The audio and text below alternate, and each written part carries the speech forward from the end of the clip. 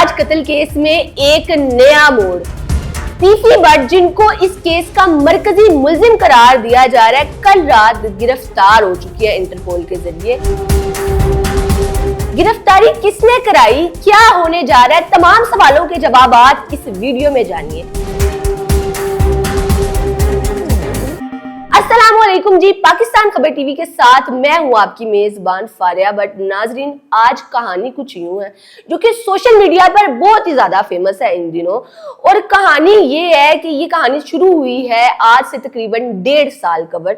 18 फरवरी 2024 को अमीर बलाज, जो कि एक सियासी शख्सियत है, जाना माना नाम है, हर कोई इनको जानता है, वो एक शादी की तकरीब से वापस आ रहे थे और वापसी पर उन पर हमला हो जाता है।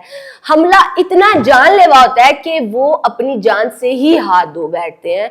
फिर मुकदमा दायर होता है और तफ्तीश की जाती है। तफ्तीश के दौरान पता लगता है कि 2 लोगों को इसमें नामजद किया गया है। उन 2 लोगों में शामिल होते हैं ख्वाजा अकील उर्फ गोगी भट्ट, और इसी के साथ साथ दूसरा नाम जो है वो ख्वाजा तारीफ गुजर का यानी तीफी भट्ट का लिया जाता है। और कहा यह जाता है कि इनकी वजह से या इनकी साजिश की वजह से ये जो है ये कत्ल हुआ है।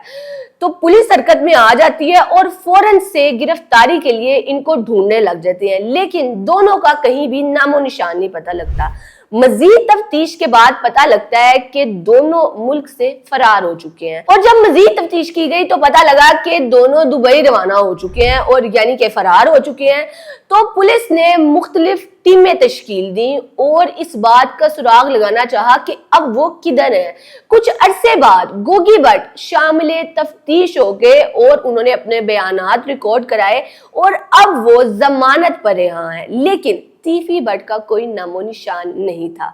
लेकिन नाजरीन, ये जो दुश्मनी है दोनों खानदानों की, अमीर बलाज के खानदान की और तीफी भट्ट की, ये आज की नहीं है। ये दुश्मनी है 30 से 35 साल पुरानी।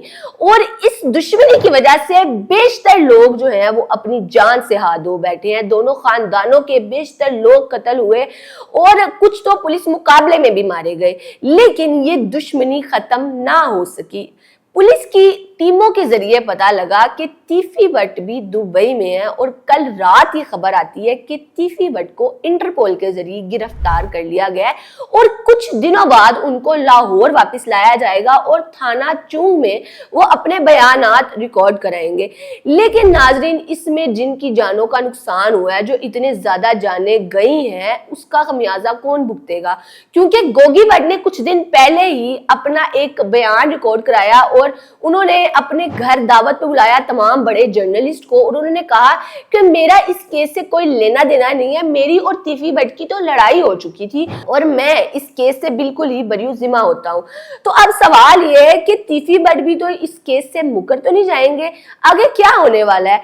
नाजरीन, आजकल ये दोनों खानदान दोबारा सोशल मीडिया पर बहुत ज्यादा वायरल हो चुके हैं। कभी किसी का कोई बयान इस बात को लेकर सामने आता है, कभी किसी का कोई बयान सामने आता है।